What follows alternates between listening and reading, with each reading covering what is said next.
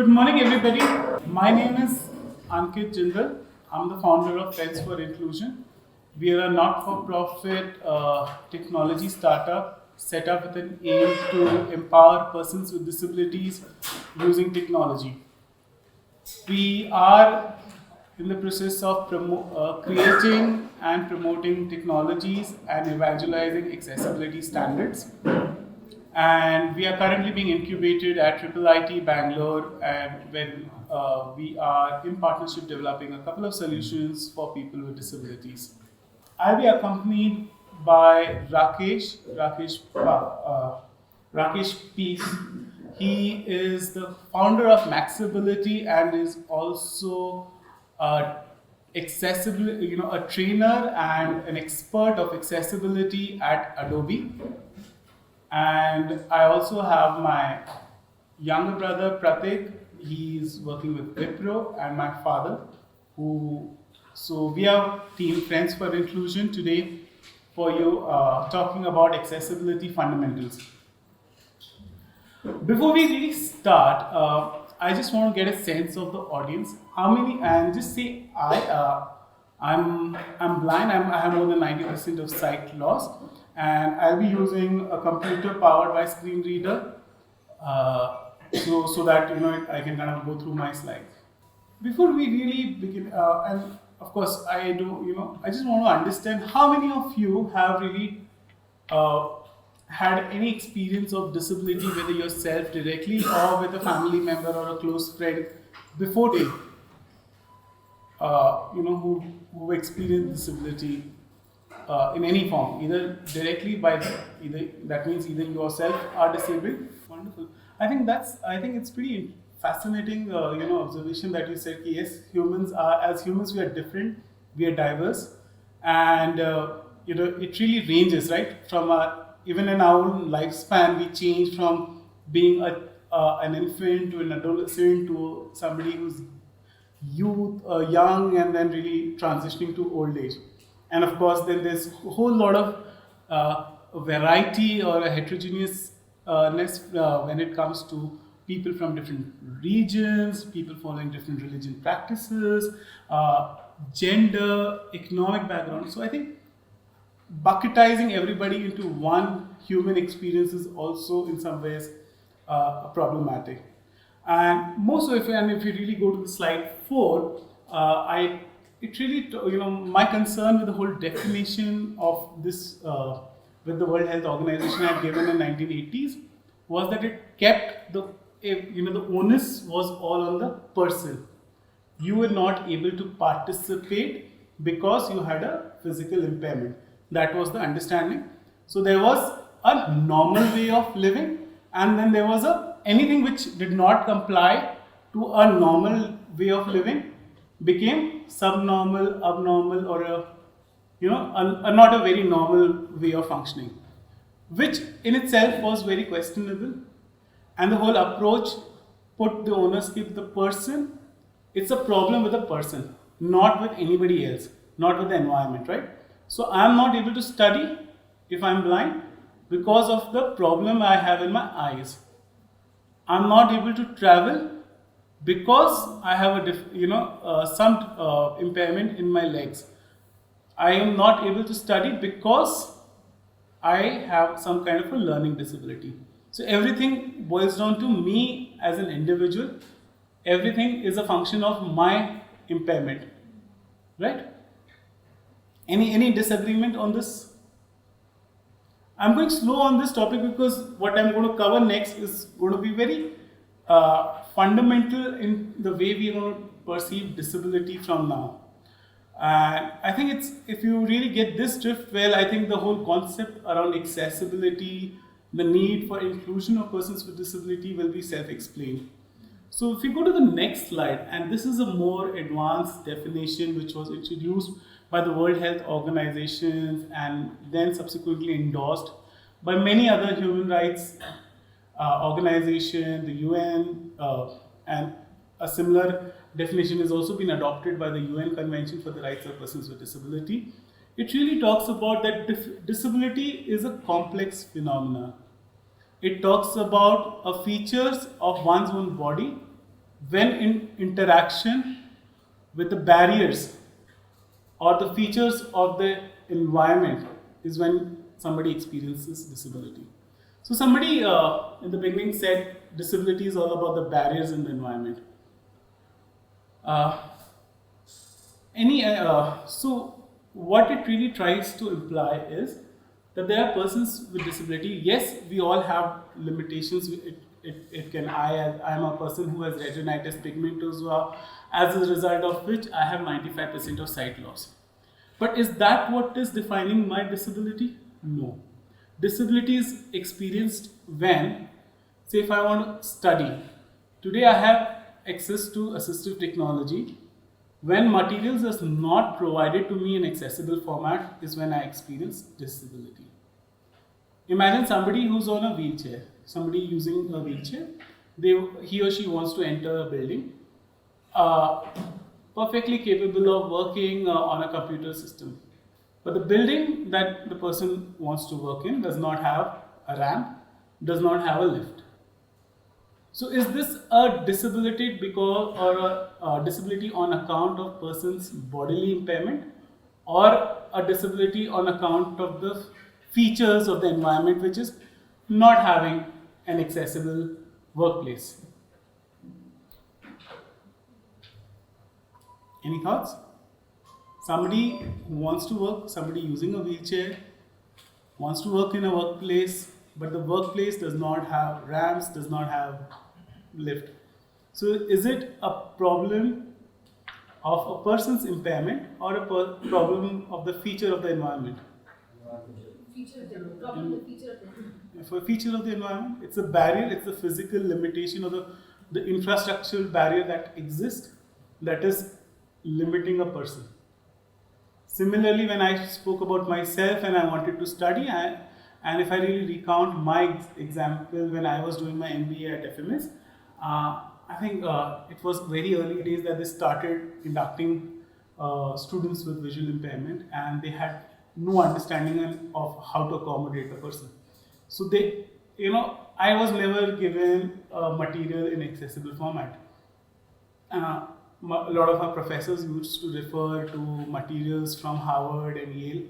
And I said, sir, you are referring to materials from these countries where they have a law that, you cannot discriminate a person on the basis of disability. And if a material is to be provided in accessible format, then you have to provide it. But you're giving me, and it's purely because of the ignorance and not because of anything else, not because of the not having a willingness to support. It is just that often many of the professors were not aware that yes, they can share soft copies if there is a person with disability who needs it.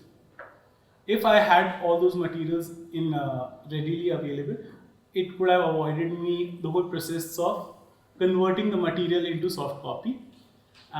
Once I convert my soft copy, I think my ability to interpret or gather information from those study material was on par with others, right?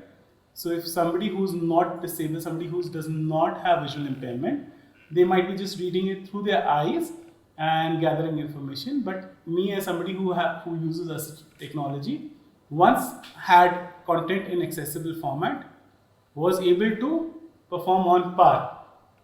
Of course, things became so if I don't have that material in accessible format, then it's a chance or it's an experience of disability, right? Otherwise, I had the skill set. If not material in accessible format, you could have somebody can provide what do you say a reader, right? Many of us in the early generations when technology was not such pervasive, a lot of us use readers. So once again, it goes back to the fact that it is not only about my physical limitation, but a large amount of onus is on the society. So if we go to the next slide and it really talks about what is the implication of such an approach.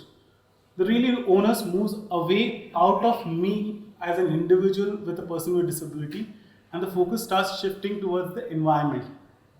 So today we have different washrooms for men and women, but if you really go about 2 or 3 decades ago, it wasn't the case so, right? So the way we accommodated differences in gender, it's the same way we have to start looking at accommodating people with disabilities, and the range would vary much more. So today it's not because so somebody who's not able to get access to a restaurant, so somebody who's affected by leprosy, he or she doesn't get access to a restaurant not because they are they have leprosy, but it's because of the bad attitude that the management of the restaurants have. Somebody who's deaf is not able to study because they do not have a services of sign language interpreter, and not because of the deafness that one possesses. Similarly, somebody who uses a wheelchair is not able to work or mobilize because they did not have accessible transportation, or they did not have accessible infrastructure. So, do you agree to with this kind of a definition? Is it a better way of looking at it, or is it the correct way? Any thoughts? It's very important that we reflect. If you are not in harmony with the same definition, let's discuss this, because this is really fundamental, and this is what we call the social model of disability. And this is something which is moved ahead from the medical model of disability, where we said the person is the at the center of the problem. So what's your take? I think it is a combination of both. It is. So when I said, the definition itself said it's a function of the features of one's body in interaction with the function of the function or the features of the environment. How are we going to bring the mental disability challenges with this? So mental disability also, so again, it's a range of disabilities when it comes to mental and intellectual disabilities. It really starts from somebody having a learning disabilities, where we have instances of dyslexia, dyscalculia, dysgraphia. Obviously, most of us have seen Tare Zameen Par. So we have an understanding of what dyslexia is. But there are other mental disabilities or intellectual disabilities, severe cases of depression, schizophrenia. Again, they are all classified as mental illness and are another form of disability. You have disabilities related to brain development disorders, where something like a cerebral palsy, or you have Down syndrome. So again, these are also caused because of lack of development in brains. But even then, there are accommodations available. So in cases of, say, specific learning disabilities or dyslexia, now there are assistive technologies like the screen readers that we use, or talking books, or just having a sensitive work environment, teacher can actually make a lot of difference. How many of you all knew that Steve Jobs had dyslexia? One. Two. So he's considered to be one of the most revolutionary minds in the world, and somebody who's changed the face of the planet through iPhones and the devices, the Apple range of products that he's created. But yet, he had a disability. There are many others who are also known to have disability. Richard Branson from Virgin Group is known to have a disability. Tom Cruise is known to have a learning disability. Abhishek Bachchan is also known to have a learning disability. Dimple Kapadia, of course, it may not be very relevant here, but Dimple Kapadia also was affected by leprosy at a point of time. So you have a range of very famous personalities who are part of, who had disability and are successful. Often, what really makes a difference is the access to an environment which is more conducive, which is more accommodative, right? Today, if we have a Steve Jobs could become a Steve Jobs in the US because he could have access to institution support, where he could learn in a way which could bring, which could fully utilize his capability. Many of us in India perhaps are not so capable. We don't have those institutions which are equipped by it. What else about this definition? Do you agree? Not agree? Any other thoughts on this? Yeah, this is a perfect definition for me, Mhm. because we can have a correlation in the natural world itself. Right. We have different variety, different species, different animals who do not have a ear. Hmm. There are animals who do not have an eye, the normal eye. Right, So right. they have different sort of sensors for sure. There are animals who do not have legs. Right. If that are considered natural and normal, so why can't we consider that? I mean, people from the medical definition point of view, Correct. somebody whose eyes are not as good as somebody else, why that cannot be considered as normal? Absolutely. And if our focus is on functions, functional capability, I think then if you really see between a disabled or somebody who doesn't have a disability, I think this will become a very important instrumental, where, especially as technology developers, what's your objective, to really serve somebody who's a normal looking person, somebody who kind of defines a certain norms, or really make sure that if you have a functionality of, say, shopping, so irrespective of one's own ability, one is able to shop. What's your focus? Is it on the person? Is it on the functionality that you want to achieve? I think that's going to be very critical, right? Even at workplace, do we want to get the work done, or do we want to see in how does the person enter my room? Is it somebody who's walking on two legs, or kind of rolling on a wheelchair, or somebody using a screen reader, or just using a mice or the keyboard? So I think we need to shed away our own assumptions, our own hypothesis about getting things done. How do we want people to do certain things? Because a lot of our conditioning starts from our own selves, right? Because we have a preconceived idea that this is what normal is, and this is what not normal is. But really, going back to our previous discussion, what normal is really depends on my own personal environment. Today, even in this room, if I really ask a lot of you, the way you would interact with technology would be very different. Somebody would want to use a keyboard, somebody would want to use a mouse, somebody would like using a touch interface. I think we all would have very different preferences. So why then have a filter where we say, normal is for me only these 5 things, but not the rest of the things. Normal could be somebody wanting to read through, and really see it all extends, and we'll see through the spectrum that I'm going to talk about. Disability comes at different forms, different shapes, and at different times, and it's experienced in different ways. So With different ranges too. in different ranges too, absolutely. So not waiting for that slide to come in. Imagine. So of course, when we talk about sight, somebody who's blind is known to be having a permanent disability, right? Somebody who has a cataract, he or she may be experiencing disability for, say, 1 month, 2 months, 3 months, 6 months, depending on the time that somebody is going through treatment. So does that mean that person has to shun away his work? And somebody who, say, driving, also in a way is very focused on driving. So anything else around it is not, they don't have access to that information. So today, a personal assistant device, which is, say, powered by a Siri or a Google Assistant, and many of these invention has its roots on solving problems for people with disability. Today, a blind is able to use a screen read, a personal assistant. Somebody who has a cataract would also use it, and somebody who's driving would also use a personal assistant, right?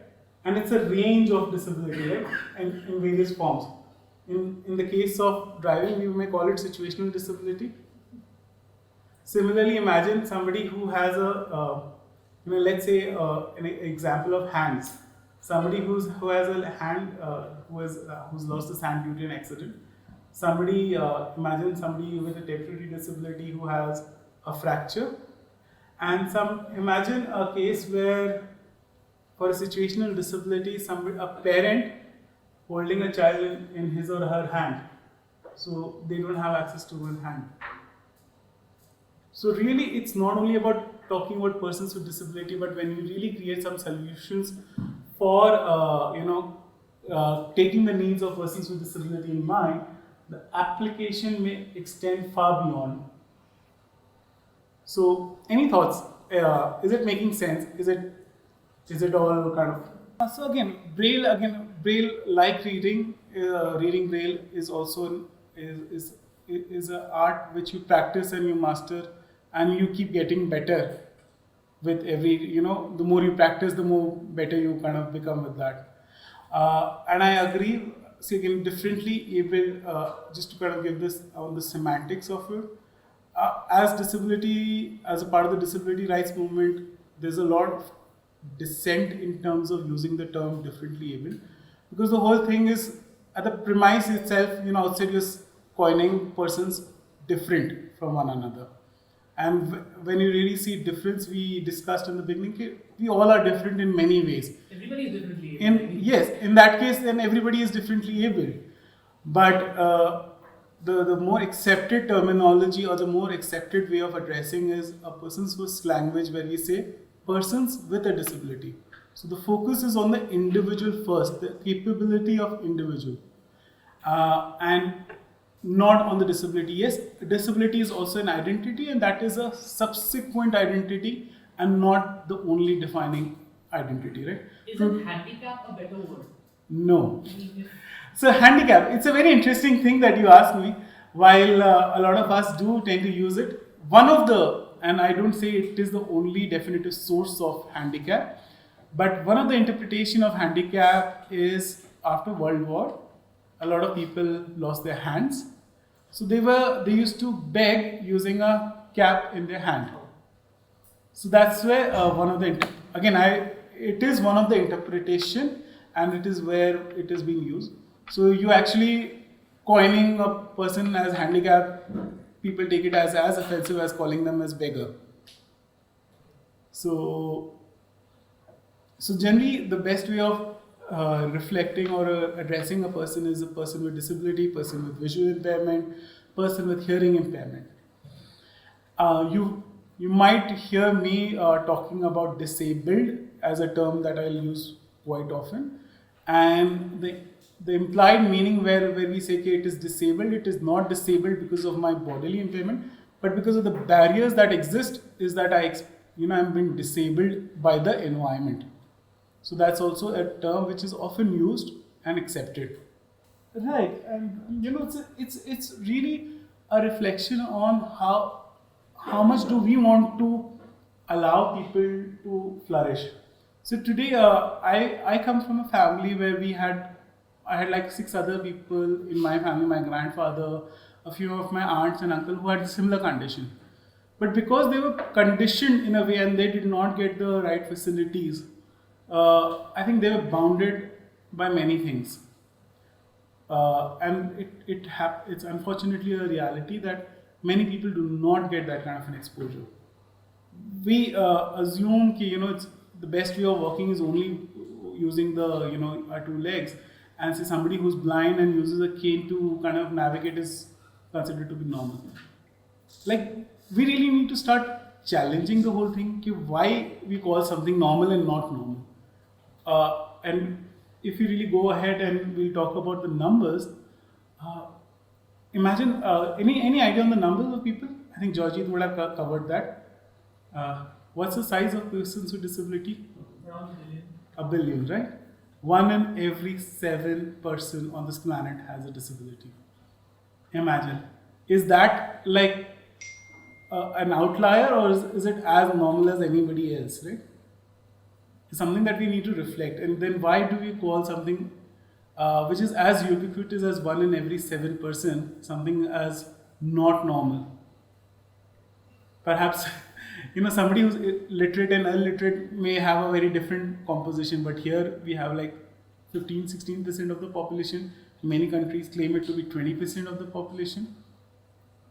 So I think it's important to start challenging our own assumptions on disability. And once we understand what disability and where it really comes from and where it really originates, I think you start appreciating the need for accessibility a lot more. when you are building your own products. Today, if if you join any startup or if you're part of any product development, if somebody comes to you and tells that there is this whole untapped population, 15% of the market is not tapped at all, would you want to go and kind of pitch for that? Definitely, right? But the moment we say, oh, it's a disabled population, people say, no, I don't want to tap it. It's a very difficult population. But just to get a perspective, an additional perspective, people with disabilities and their associated family tend to influence a total of $8 trillion of global spend. $8 trillion. And something being accessible automatically starts influencing their immediate family or social groups buying behavior also. So to give you an example, when the whole e-commerce website started in India, we had Flipkart, Snapdeal and Amazon. Amazon, because of its global best practices, it was far more accessible and inclusive for me, and we started doing our shopping there. Because I started doing my shopping there, the whole of my family, which included my parents, my wife and my brother, only my brother had, who also had a disability, but the rest of them also started using only Amazon. Flipkart never kind of ventured it. Similarly, Uber and Ola, Uber was far more accessible. The application interface was accessible. So we started using Uber, and over a period of time, we kind of defaulted into Uber. Now most of us don't even have an Ola cab installed on our thing.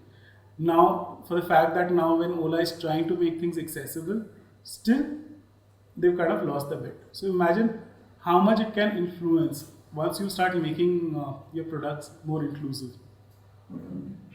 So let me see how where am I with my presentation. But meanwhile, if you all have thoughts, any questions, I'll be feel free to ask me those questions, because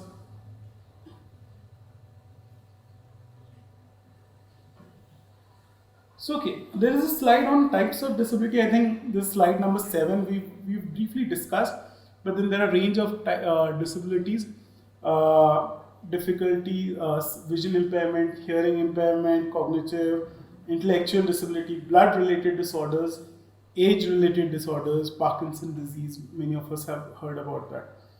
And amongst each of these disabilities also, there's this whole range, right? So in visual impairment, for instance, there's a category of low vision, which means somebody having some difficulty in one or the other form. So somebody having a color blindness, somebody maybe having a progressive condition like mine, where over a period of time your retina and your pixels are reducing. You may not have the right strength in your eyes, or a cataract, or a blurry vision. So it really ranges from all that low vision to somebody having a complete sight loss. In fact, most of the people who have visual impairment are actually not completely blind. They may have some residual or some sort of vision, but again, in most popular understanding of vision impairment is somebody who's completely blind. Similarly, with hearing impairment, I think there are people who are hard of hearing. There are people who are, who have complete hearing loss. There are people who use sign language, and there are some people who also lip read and talk. So while talking is a function of hearing and then learning how those sounds work, still there are people with hearing impairment, thanks to speech therapy, they are able to talk. Now, does all people with hearing impairment speak or they do lip read? No. And similarly, not all people who have hearing impairment, not necessarily everybody uses sign language. So they have their own preferences. We spoke about learning disabilities. Of course, dyslexia, dyscalculia, dysgraphia is there. We have cognitive impairment or intellectual disabilities like autism. Blood-related disorders like hemophilia, thalassemia. So people might need blood transfusions at various levels. And in many of the Western countries, while I have listed the most common, and these are the ones which are actually accepted by the law in our country, There are countries like the United States which also acknowledges an incidence of a heart attack, an incidence of cancer, and even diabetes as a disability. So, as I said, right. So thalassemia is, it's a very interesting question, and I think it really goes back to our initial discussion.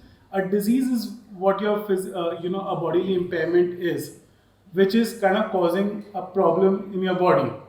So you may have a thalassemia for which you might be needing blood transfusion at various point of time. But disability is because of thalassemia. Am I fine? I need? Are there barriers that I'm experiencing? So am I not able to work or sit for 8 hours in a day because I need to take 2 hours of rest or whatever? I need to take a break for transfusion. I think that's where disability is. Similarly, if you go back to hearing loss, having a eardrum which is malfunction because of various conditions is a disease, but not having access to sign language interpreters or materials in accessible format or real-time captioning or subtitling is when I experience disability. So disability is just not about my own body limitation. No, I understand that. But Yeah. when it comes to hemophilia and thalassemia, Right. So again, they also have various environmental factors, even for that matter, attitudinal factors that restricts their full and effective participation. Isn't it a good design? See, while we may be extra cautious for somebody having hemophilia and we don't want our product to kind of injured, but isn't it you by having those good practices of universal design and making sure that your products are not harming, it's equally applicable, or it's also going to be beneficial for, say, children, right? Or somebody who has a old, who's old age, because even their reflexes are not as controlled, and perhaps by ensuring that your design is not harming anybody will actually make it more appealing. And while only somebody like anybody of you here, say if you're using a mobile phone and we often tend to kind of multitask. We tend to drive and use a mobile phone. We tend to eat and use a mobile phone. We tend to sit in a lecture and use a mobile phone. So not always we are very conscious of the design, and you might actually have an accidental injury due to that. So it's good practice to ensure that it is not, and safety is a very important aspect of universal design. So yes, keep the questions coming. I think that those slide 8 really talks about the numbers, and just to recap, 1 billion people with disabilities expected to rise to 2 billion by 2050, which is going to be like more than 20% of the total population then.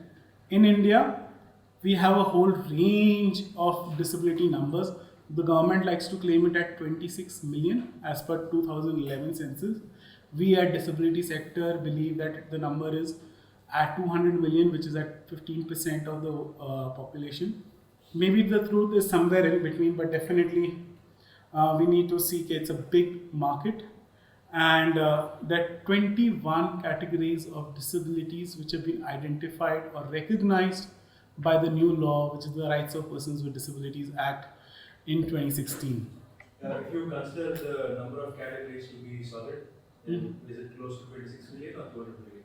So 26 million.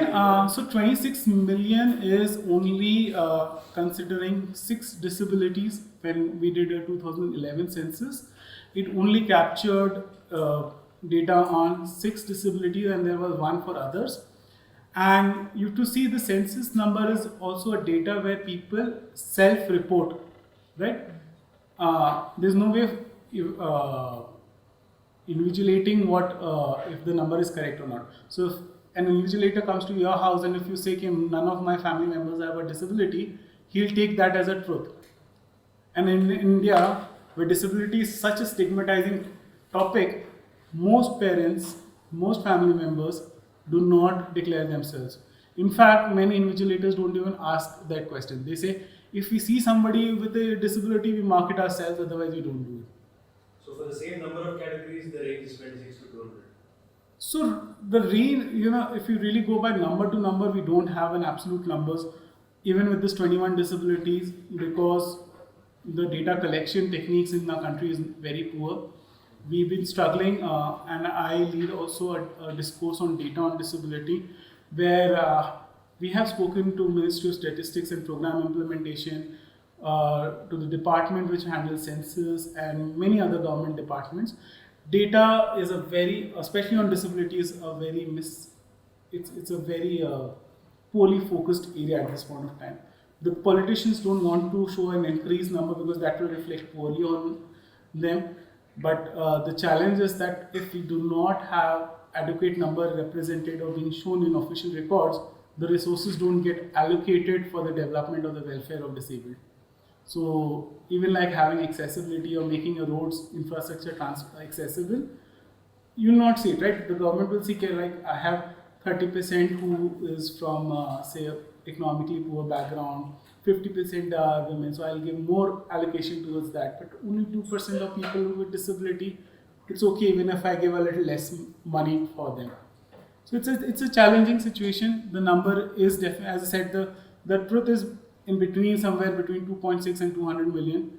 And if you really see senior citizens and so many of these late disabilities, accidental disabilities, they just don't get accounted for it. And I think we are one of the accident capitals of the world.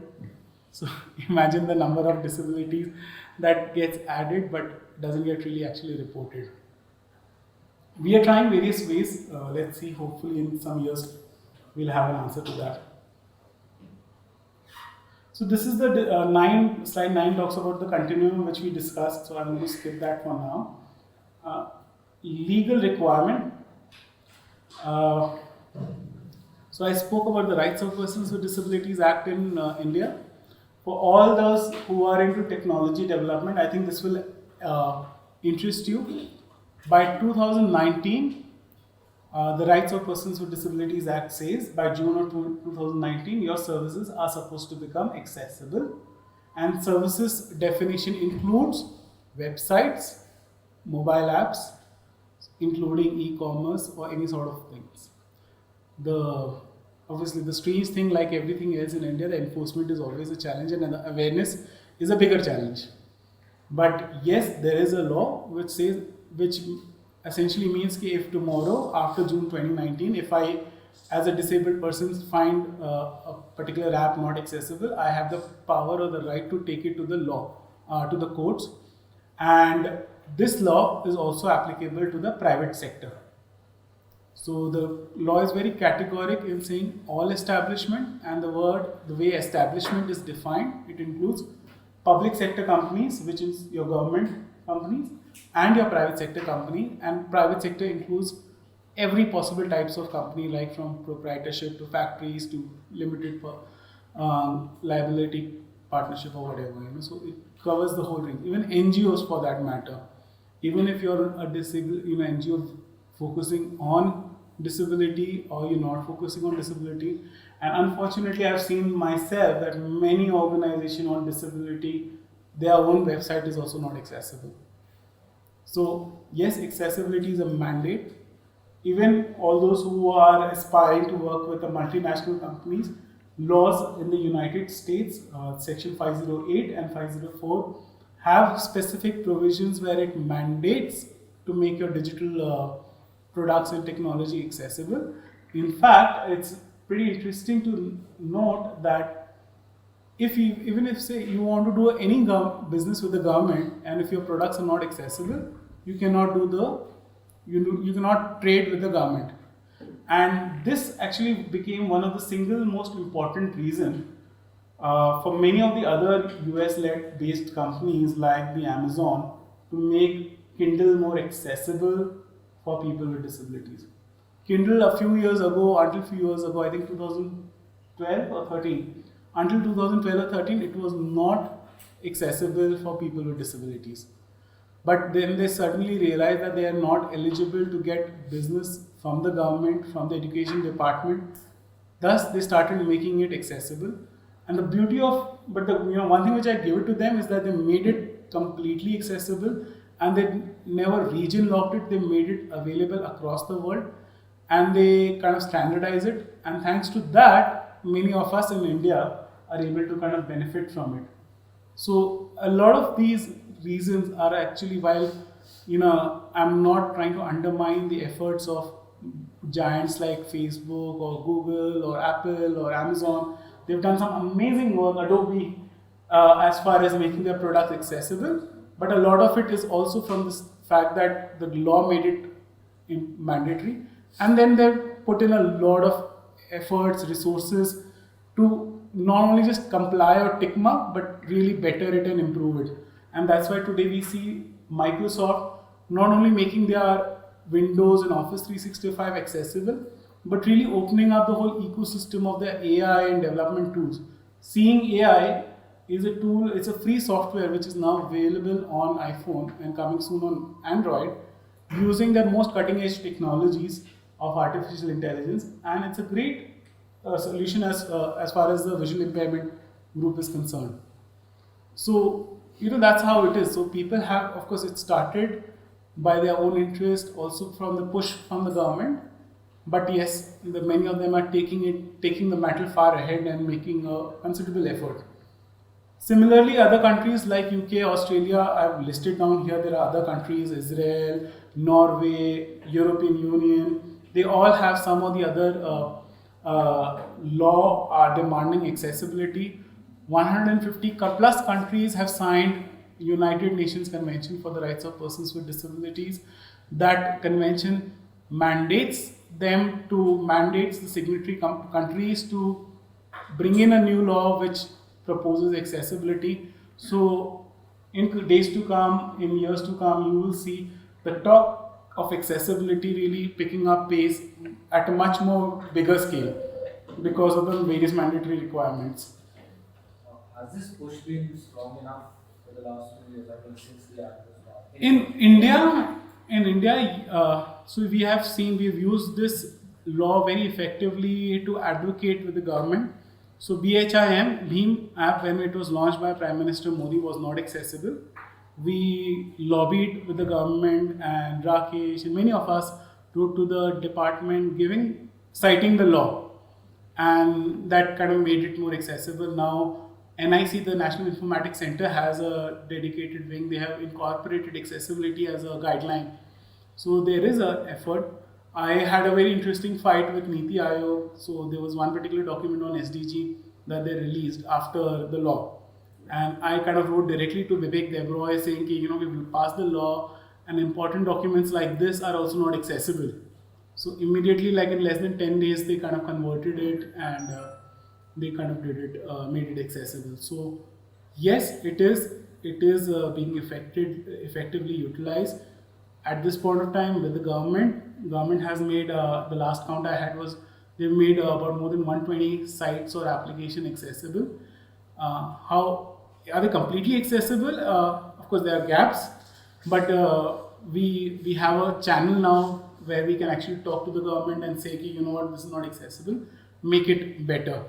There's also a focused effort by the government in terms of Accessible India campaign, which was launched in 2015, where the government said that more than 5,000 websites will be made accessible.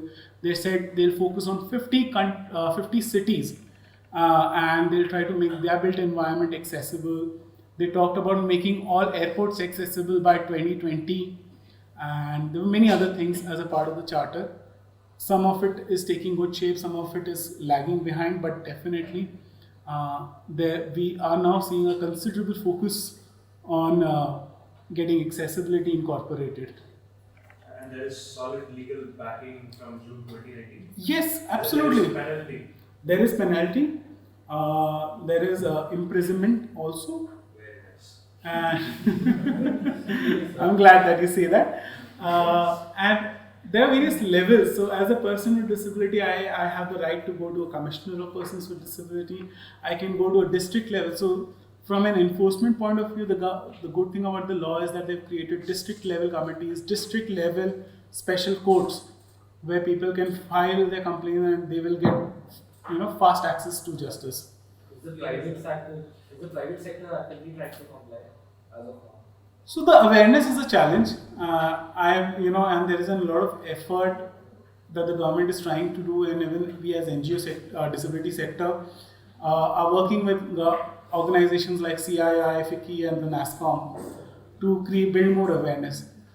Once people are becoming more aware, they are wanting to make a change in their policies, whether it's employment, whether it's accessibility of their buildings or technology.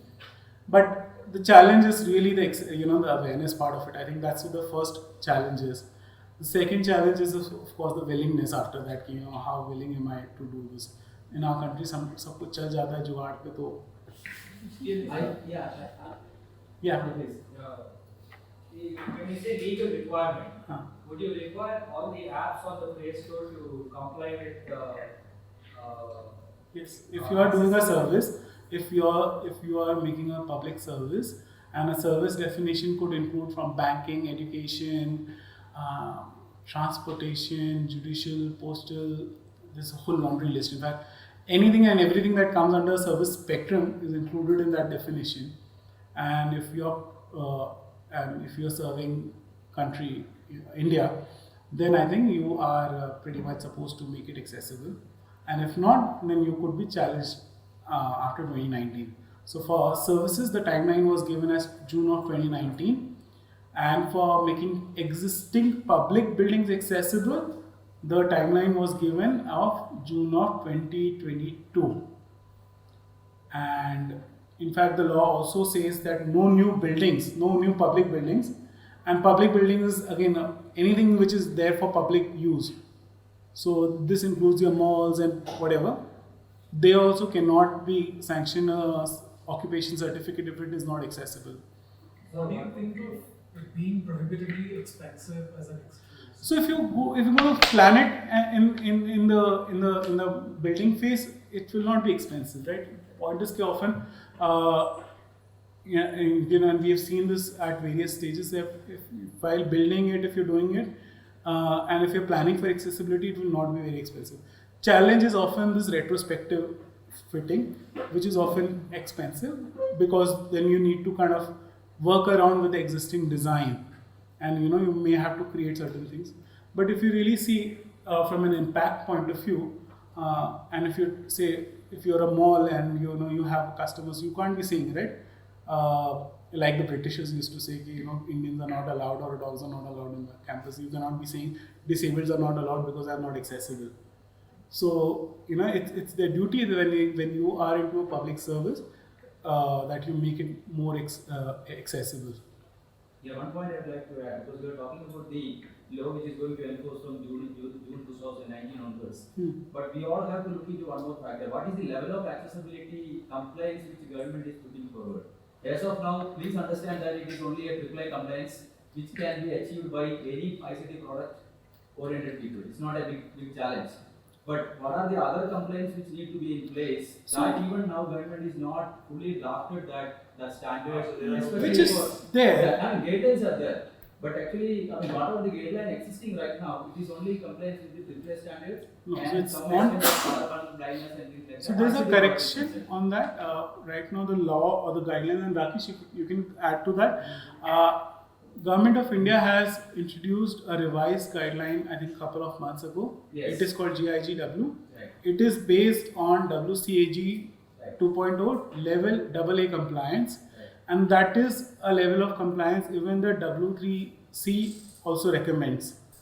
Rakesh, you want to add to that? Because we are going to talk about So Rakesh will be focusing a lot more about it, and government has also started giving guidelines for built environment, for buses, for many other things. In fact, a big bus consignment, Delhi government was procuring certain high floor buses which was not accessible.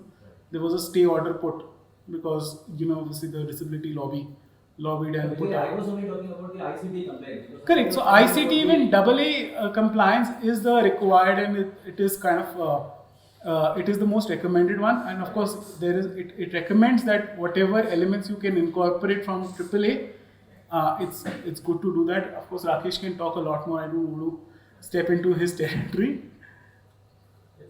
Assistive technology and accessibility, 11 and 12. Assistive technologies are all those specialized products and services that we use as persons with disability we use, and these could be low-tech to high-tech devices. Really, if you really see a low-tech device could be a magnifying glass, a pill organizer, somebody who has Parkinson's disease, a white cane. All these are low-cost or low-tech devices. We have, and then of course, at the upper end of the things, we have products and solutions powered by AI. So prosthetic devices which are powered by IoT or AI, or so it really ranges. It's not, and these tools and technologies are pretty much very essential as far as getting access to or help people with disability interface with the environment. Quickly on accessibility, I just give an overview of introduction on accessibility, and then I hand it over to Rakesh for web accessibility. Accessibility, in the most simplest term, is about making your products more disabled friendly.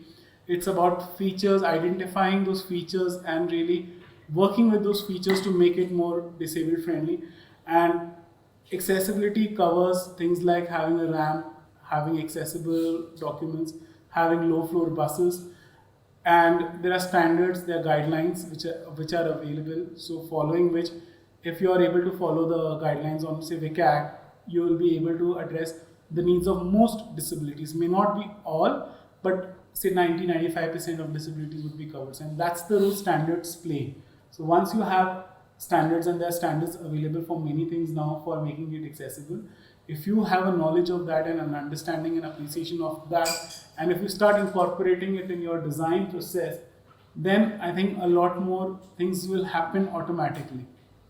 So with that, I think I'll invite Rakesh to kind of talk about web accessibility, digital accessibility, and he is a leader of digital accessibility in the country, and I think he could have done much more justice to the topic, and hence I've requested him to kind of accompany us in this session.